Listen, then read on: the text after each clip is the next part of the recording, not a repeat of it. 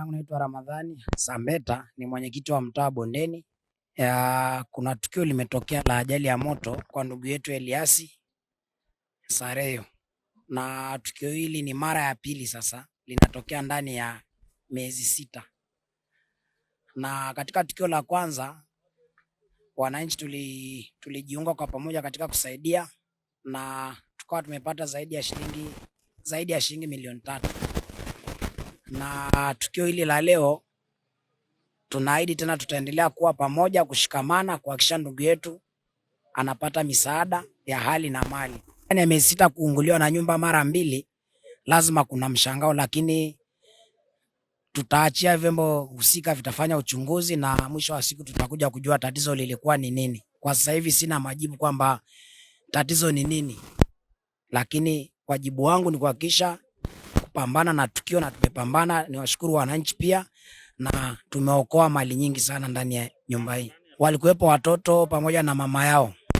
Kilichoko mbele yetu ni kaka mkubwa wa familia hii ameamua kutoa shukurani ya soda kwa sababu ya watu waliojitolea kuokoa janga hili. Kwa hiyo ni kaka mkubwa wa familia ameamua kutoa maji kwa ajili ya watu waliofanya hii kazi. Hapa ni nyumbani kwa ndugu yetu Eliasi, ni jirani yetu.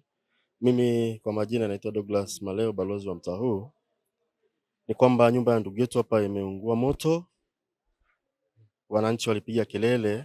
Ila kubwa zaidi tunashukuru wananchi, kwa sababu wananchi wa maeneo haya wamejitolea kuzima moto huu, kwa sababu pia watu wa zima moto walipigiwa simu muda sana, lakini tulikuwa tunasubiria huku tunahangaika.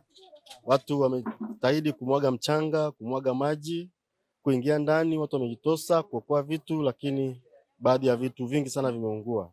Kama unavyoona, kama sio wananchi, nyumba hii ilikuwa inateketea kabisa.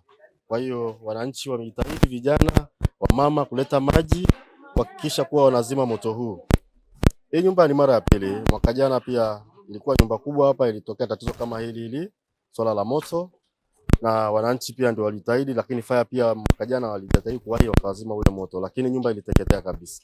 Mwaka jana wananchi walijitahidi kukusanya chochote kitu kumwezesha ndugu yetu Eliasi ili basi arudi kwenye makazi yake, na kama unavyoona hii nyumba basi ndio mara ya pili kuungua. Hii nyumba ilianzwa upya, ni nyumba mpya. Mimi kwa jina naitwa Agnes Elias Sareyo. Chanzo cha moto sijui, maana mimi nilikuwepo shambani, mtoto akakimbia akaja akaniambia mama, moto umeanza. Nikabidi nipige ukunga kule barabarani, magari yakanipisha. Yalivyonipisha nikaendelea kupiga ukunga mpaka nyumbani.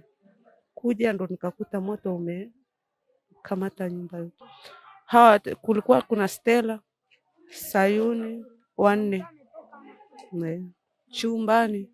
Mwanzo alisemaga ni kwa ajili ya shoti ya umeme, na sasa hivi sikujua tena ni nini. Jambo la kununua vinywaji ni kwa ajili ya shukrani, toa watu, kuwapa watu pole na kushukuru watu, jamii kwa ujumla, kwa kusaidia janga lililotokea mahali hapa la moto.